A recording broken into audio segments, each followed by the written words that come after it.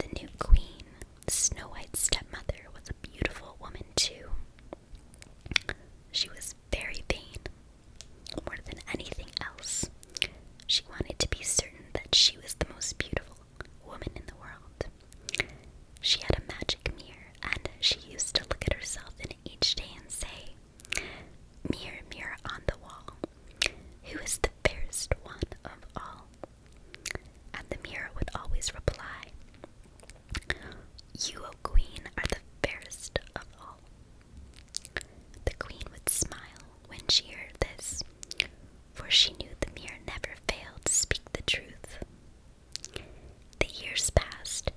Each year Snow White grew prettier and prettier, until one day her stepmother looked in the magic mirror and said, "Mirror, mirror on the wall, who is the fairest one of all?"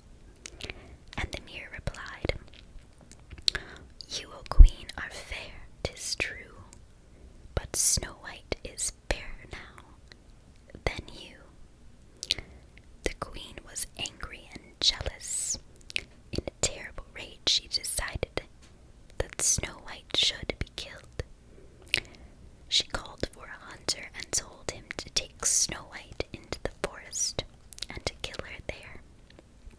In order to prove that Snow White was indeed dead, she commanded him to cut out Snow White's heart and bring it back to her.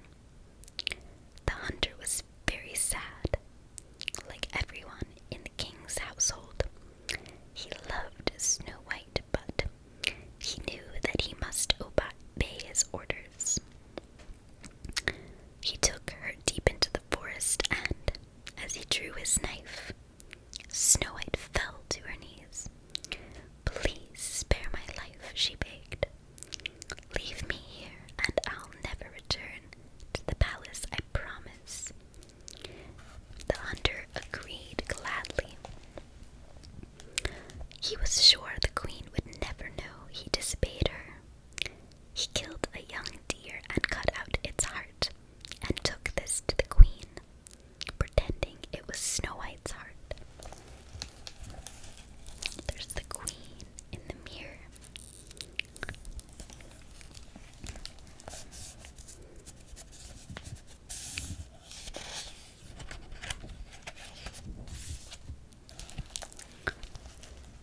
Poor Snow White was tired, lonely, and hungry in the forest.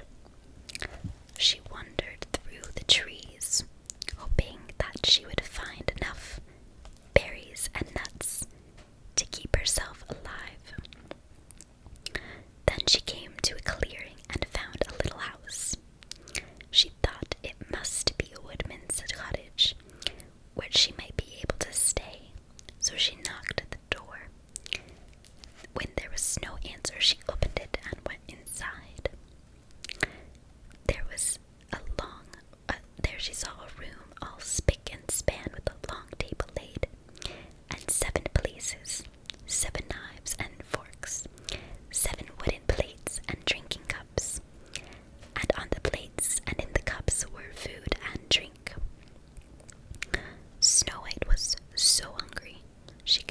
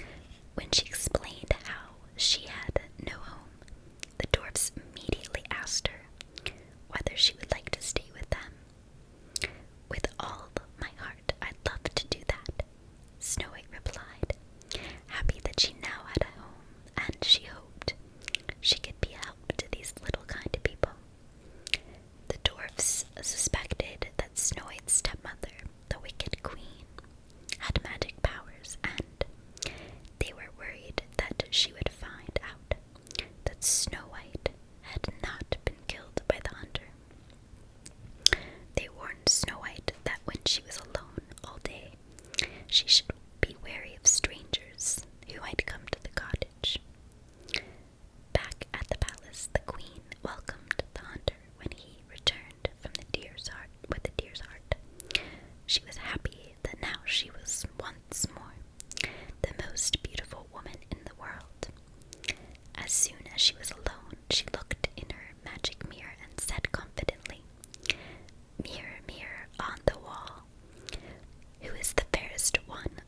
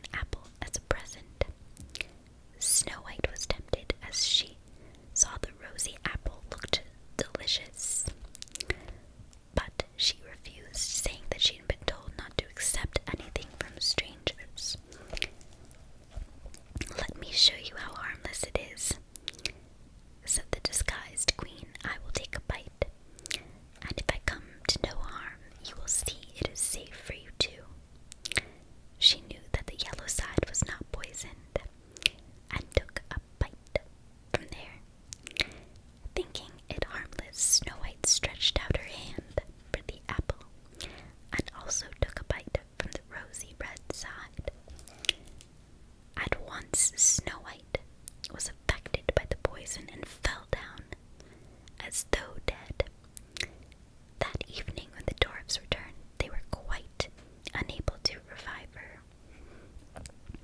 They turned her over to see if her dress had been laced too tightly, but they could not find anything different about her. They watched over her through the night, but when the morning came, she still lay without any signs of life, and they decided she must be dead. Weeping bitterly, they laid her in a coffin and placed a glass lid over top, so that all could admire her beauty, even though she was dead. Then they carried her coffin to the top of a hill, where they took turns to stand guard over the beautiful Snow White. The queen was delighted that day when she looked in her mirror and asked, "Mirror, mirror on the wall, who is the fairest one of all?" And the mirror replied, "You, O queen, are the fairest one of all." How cruelly she laughed when she heard those words. Not long after, a prince came riding through the forest and came to the hill where Snow White lay in a glass-topped coffin. She looked so beautiful that he loved her at once, and he asked the dwarfs if he might have the coffin and take it to his castle. The dwarfs would not allow him to do this, but for they too loved Snow